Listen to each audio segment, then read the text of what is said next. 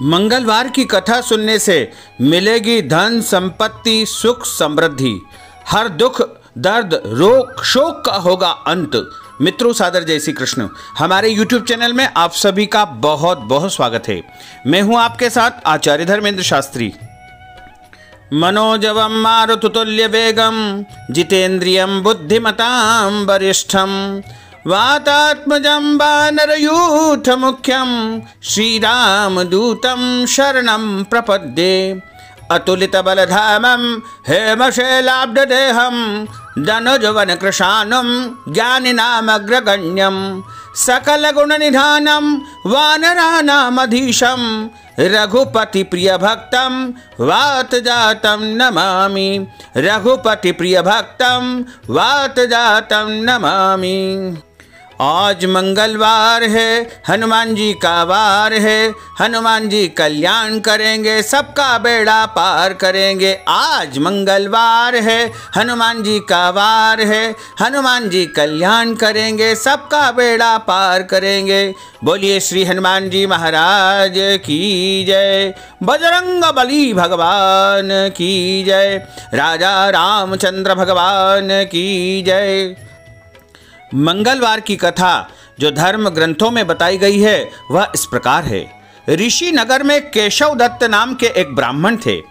वो अपनी पत्नी अंजलि के साथ में निवास करते थे। केशव दत्त के घर में धन संपत्ति की कोई कमी नहीं थी। नगर में सभी केशव दत्त का बहुत सम्मान करते थे। लेकिन दुर्भाग्य से केशव दत्त के यहाँ कोई भी संतान नहीं रहने से वह बहुत चिंतित था। उसके यहाँ न तो कोई पुत्र था न कोई पुत्री थी। दोनों पति पत्नी प्रत्येक मंगलवार को श्री हनुमान जी की पूजा करते थे। विधिवत मंगलवार का व्रत करते हुए उन्हें कई वर्ष व्यतीत हो गए। ब्राह्मण बहुत निराश हो गया, लेकिन उसने व्रत करना नहीं छोड़ा। कुछ दिनों के बाद जब केशव दत्त श्री हनुमान जी की पूजा करने के लिए जंगल में चला गया, उसकी पत्नी अंजलि घर में रहकर मंगलवार का व्रत करने लगी। दोनों पति पत्नी पुत्र प्राप्ति के लिए मंगलवार का विधिवत व्रत तथा पूजन करने लगे। अंजलि ने अगले मंगलवार को व्रत किया, लेकिन किसी कारणवश उस दिन श्री हनुमान जी महाराज को अंजलि भोग नहीं लगा सकी और वह दिन भर भूखी रही और शाम को सूर्यास्त के बाद भूखी ही सो गई, क्योंकि उसने हनुमान जी को भी भोग नहीं लगा पाई और स्वयं ने भी भोजन नहीं ग्रहण किया। अगले मंगलवार को हनुमान जी को भोग लगाए बिना उसने भोजन नहीं करने का प्रण ले लिया। 6 दिन तक अंजलि भूखी प्यासी रही। 7वें दिन मंगलवार को अंजलि ने हनुमान जी की पूजा की, लेकिन तभी भूख प्यास के कारण अंजलि बेहोश हो गई। हनुमान जी ने उसे स्वप्न में दर्शन देते हुए कहा कि उठो पुत्री, मैं तुम्हारी पूजा पाठ से बहुत प्रसन्न हूं। तुम्हें सुंदर और सुयोग्य पुत्र होने का वरदान देता हूं। यह कहकर के हनुमान जी महाराज अंतर्ध्यान हो गए। तत्काल अंजलि ने उठ करके श्री हनुमान जी को भोग लगाया और स्वयं भी भोजन किया। हनुमान जी की असीम अनुकंपा से अंजलि के यहाँ सुंदर पुत्र का जन्म हुआ। मंगलवार को जन्म लेने के कारण उस बच्चे का नाम मंगल प्रसाद रखा गया। कुछ दिनों के बाद अंजलि का पति केशव दत्त भी घर लौट आया। उसने मंगल को देखा तो अपनी पत्नी से अंजलि से पूछा कि यह सुंदर सा बच्चा किसका है। अंजलि ने खुश होते हुए हनुमान जी के दर्शन देने और पुत्र प्राप्त होने का वरदान देने की सारी कथा उसे सुना दी। लेकिन केशव दत्त को उसकी बातों पर विश्वास नहीं हुआ। उसके मन में पता नहीं कैसे यह कलुषित विचार आ गया कि अंजलि ने उसके साथ विश्वासघात किया है। अपने पापों को छिपाने के लिए अंजलि झूठ बोल रही है। केशव दत्त ने उस बच्चे को मार डालने की योजना बनाई। एक दिन केशव दत्त स्नान करने के लिए कुएं पर गए। मंगल भी उनके साथ था। केशव दत्त ने मौका पाकर के मंगल पुत्र को कुएं में फेंक दिया और घर आकर के बहाना बना दिया कि मंगल तो कुएं पर मेरे पास पहुंचा ही नहीं। केशव दत्त के इतने कहने के ठीक बाद मंगल दौड़ता हुआ घर पर वापस लौट आया। केशव दत्त मंगल को देख करके बुरी तरह हैरान हो उठा। उसी रात हनुमान जी ने केशव दत्त को स्वप्न में दर्शन देते हुए कहा कि तुम दोनों के मंगलवार के व्रत से प्रसन्न होकर के मैंने पुत्र जन्म का वरदान दिया था, फिर तुम अपनी पत्नी पर क्यों शक कर रहे हो? तुम्हारा शक और शंका करना निरर्थक है, क्योंकि मेरे ही प्रसाद से तुमको पुत्र की प्राप्ति हुई है। उसी समय केशव दत्त ने अंजलि को जगाकर उससे क्षमा मांगते हुए स्वप्न में हनुमान जी के दर्शन देने की सारी बात सुनाई। केशव दत्त ने अपने बेटे को हृदय से लगा करके बहुत प्यार किया। उस दिन के बाद सभी आनंद पूर्वक रहने लगे। मंगलवार का विधिवत व्रत करने से केशव दत्त और उनके सभी कष्ट दूर हो गए। इस तरह जो भी स्त्री पुरुष विधिवत मंगलवार का व्रत करके इस कथा को सुनता है, हनुमान जी उसके जीवन के सारे कष्ट संकट दूर कर देते हैं और उसके घर में धन संपत्ति का भंडार भर देते हैं। सभी को जो भी समस्याएं होती है उसका निदान करते हैं। सभी रक्त विकार के रोग भी नष्ट हो जाते हैं तथा श्री हनुमान जी महाराज की कृपा उनके ऊपर बनी रहती है। पराक्रम, बल, सेवा और भक्ति के आदर्श देवता श्री हनुमान जी माने जाते हैं। इसी वजह से पुराणों में हनुमान जी को सकल गुण निधान भी कहा गया है। गोस्वामी श्री तुलसीदास जी महाराज ने लिखा है कि चारों जुग परताप तुम्हारा है प्रसिद्ध जगत उजियारा। इस चौपाई का अर्थ है कि हनुमान जी इकलौते ऐसे देवता होंगे जो हर युग में किसी न किसी रूप गुणों के साथ में जगत के लिए संकट मोचन बन करके मौजूद रहेंगे। शास्त्रों में कहा गया है कि श्री हनुमान जी की सेवा करने और उनका व्रत रखने से उनकी विशेष कृपा अपने भक्तों पर बनी रहती है और मंगलवार का व्रत करने से तथा उस दिन हनुमान जी की पूजन अर्चना करने से व्यक्ति के सारे ग्रह शांत हो जाते हैं तथा शनि, राहु, केतु इत्यादि जो भी ग्रह है वो सब शुभ फल प्रदान करते हैं। अपने भक्तों पर आने वाले हर संकट को हनुमान जी महाराज दूर करते हैं। संतान प्राप्ति के लिए मंगलवार का व्रत सबसे श्रेष्ठ माना गया है। इसके अलावा कर्ज से छुटकारा प्राप्त करने के लिए भी मंगलवार का दिन सबसे श्रेष्ठ माना गया है।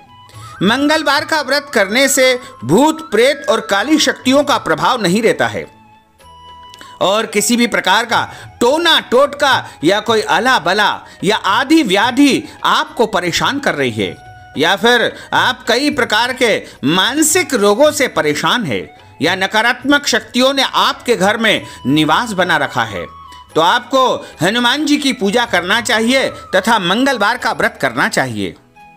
मंगलवार का जो व्रत है लगातार 21 मंगलवार तक करना चाहिए।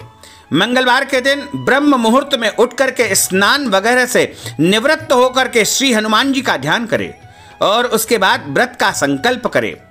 ईशान कोण में उत्तर पूर्व के कोने में किसी एकांत स्थान में हनुमान जी की मूर्ति या तस्वीर एक चौकी के ऊपर लाल कपड़ा बिछा करके स्थापित करें।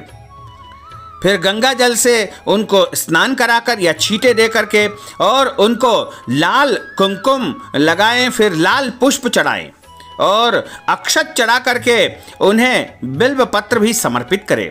चमेली का तेल का दीपक उनके सामने लगाए और उसके बाद हनुमान जी का स्मरण करें तथा इस कथा को सुने और हनुमान चालीसा या सुंदर कांड का पाठ भी उनके सामने आप कर सकते हैं और हनुमान जी को भोग लगावे।